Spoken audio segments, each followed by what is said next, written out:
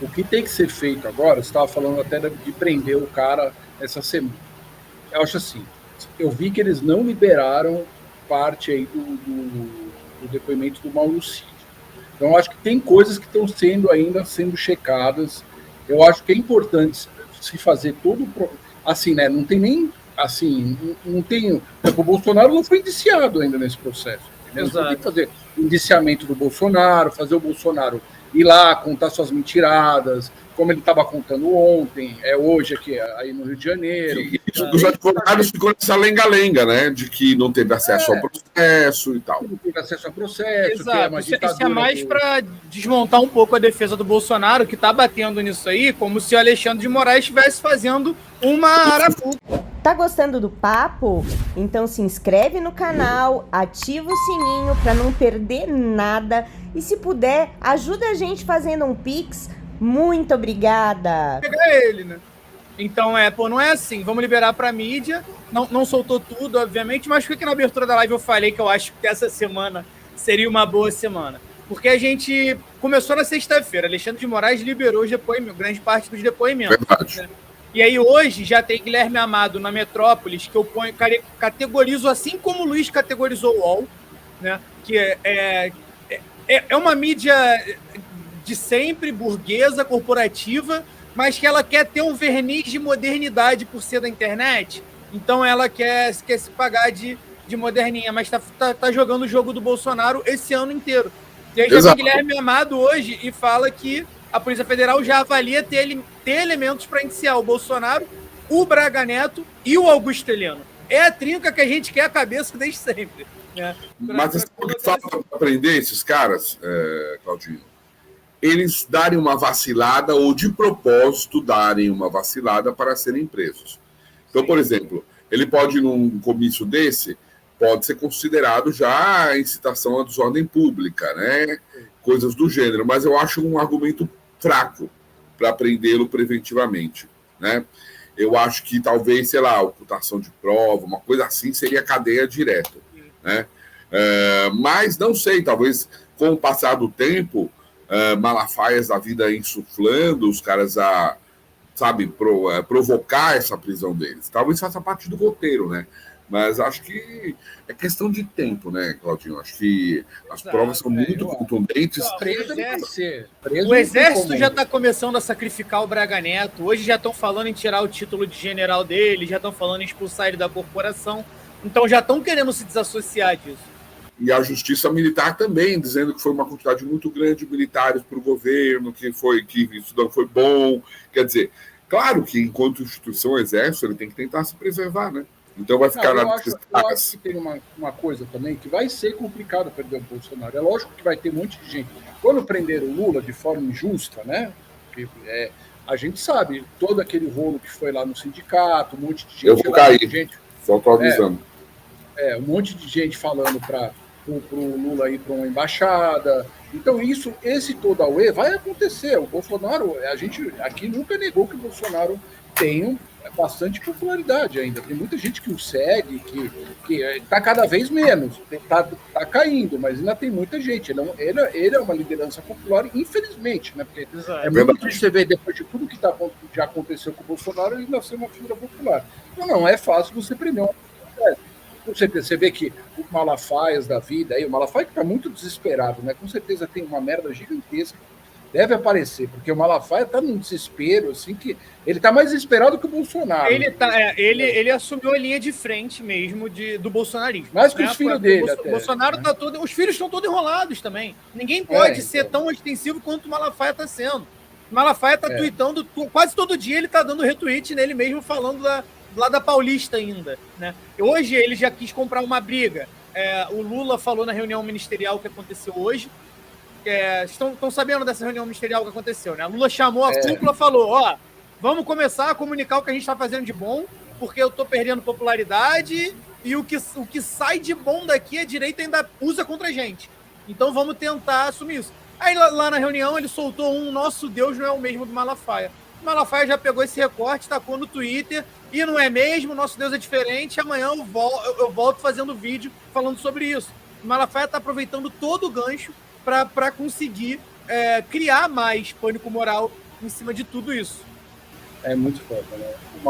O Malafaia, realmente, cara, é uma figura que ele também está pedindo para ser preso, né? Parece que todo momento ele tá, tipo, jogando o nome do Xandão, intimando o Xandão. Então vai virar também ali, porque a gente sabe que o Bolsonaro também, na loucura dele, ele tá com muito medo, né? Porque o Bolsonaro, como o Lula falou, hoje é um covardão mesmo. Então, ele vai valorizar muito quem vai ficar ali com ele, entendeu? E a gente sabe que esse espólio político, como a gente já conversou aqui na penúltima live aqui que a gente fez, é muito disputado, né? Você viu lá na Paulista que ele exigiu a presença daqueles malucos todos lá, né? Tava pro Caiado, até que o Caiado nem precisava ter vindo, mas ele quis que o Zema viesse, o Tarcísio teve que ir, o Ricardo Nunes teve que ir, aqueles outros, o Bolsonaro vai lá, até em qualquer cidade, os caras vão lá, Magno Malta, aqueles todos. Então, tem toda essa disputa por esse... Teve uns barrados que eu vi.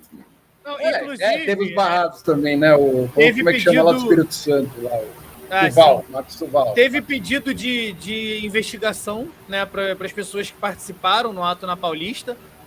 Zema, Tarcísio, Nicolas, que são parlamentares ou pessoas com mandatários, né, no caso, governadores também, pediram investigação sobre essas pessoas que participaram desse ato, não sei se foi político ou se foi religioso, na Paulista. Caiu na mão do Nunes Marques, o Nunes Marques arquivou. Então não vai ter essa investigação. Se tinha alguma esperança quanto a isso... Também é de menos isso aí, né? Exato. Mas dá para mostrar que... O Nunes Marques fazia a parte dele, falar, tô com vocês ainda, sou do time dos malucos. E eu tô com um trechinho aqui da polêmica fala... Polêmica não, né? Foi bem sensato, na real. Joga o Barba aí. Vamos botar o cara, então. Põe aí que eu tenho que falar dessa fala. Vai. O governo anterior, como vocês sabem, ele nunca se preocupou em governar esse país. Ele nunca se preocupou com a economia. Ele nunca se preocupou com política de inclusão social.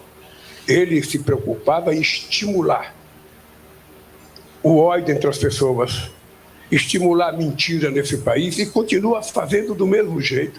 E nós hoje temos mais clareza do significado do 8 de janeiro, porque a gente já sabe o que aconteceu no mês de dezembro. Hoje a gente tem clareza por depoimentos de gente que fazia parte do governo dele, ou que estava no comando, inclusive, das próprias Forças Armadas, de gente que foi convidado pelo presidente para fazer um golpe.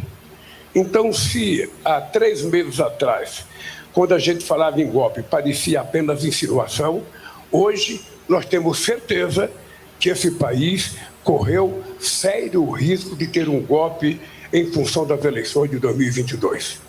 E não teve golpe, não só porque algumas pessoas que estavam no comando das Forças Armadas não quiseram fazer, não aceitaram a ideia do presidente, mas também porque o presidente é um covardão. Ele não teve coragem de executar aquilo que planejou. Ele ficou dentro de casa aqui no Palácio, chorando quase que um mês, e preferiu fugir para os Estados Unidos do que fazer o que ele tinha prometido, na expectativa de que fora do país o golpe poderia acontecer, porque eles financiaram as pessoas na porta dos quartéis para tentar estimular a sequência do golpe. Como não deu certo, então eles agora estão dizendo que nós estamos ferindo a democracia, que eles eram inocentes, que eles apenas fizeram discussões, mas que não houve nada de concreto. Mas nós sabemos que houve a tentativa de um golpe nesse país. Quem tinha dúvida agora pode ter certeza que por pouco a gente não voltou aos tempos tenebrosos nesse país, em que as pessoas achavam que apenas com o golpe, com a participação de alguns militares, poderiam ganhar o poder nesse país. Só uma frase para concluir. Eu acho que essa frase do Lula foi toda a manifestação que ele tem sobre os 60 anos do golpe. Eu acho que vai ser isso que teve e ele não volta mais no assunto. Eu acho que a grande verdade é o seguinte, a igreja do Malafaia não é mesmo a igreja desse governo. Porque a igreja do Malafaia é a igreja do dinheiro. A igreja do Malafaia é a igreja do individualismo. A igreja do Malafaia é a igreja do preconceito. A igreja do Malafaia não é a igreja do amor, ela é a igreja do ódio. Ela é uma igreja da divisão da sociedade. Não é a igreja comunitária, da comunidade. Não pensa no coletivo. Não pensa na melhoria da vida para todos, porque aponta uns como mais merecedores do que outros. Então, isso não tem nada a ver com Deus, com Bíblia, tem a ver com dinheiro e poder.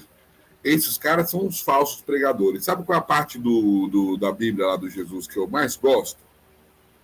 É quando ele entrou no templo e viu que os caras estavam fazendo dinheiro em cima de Deus. Ele ficou putaço. É o único momento que o Jesus ficou doidão e queria quebrar tudo, pôr fogo no negócio.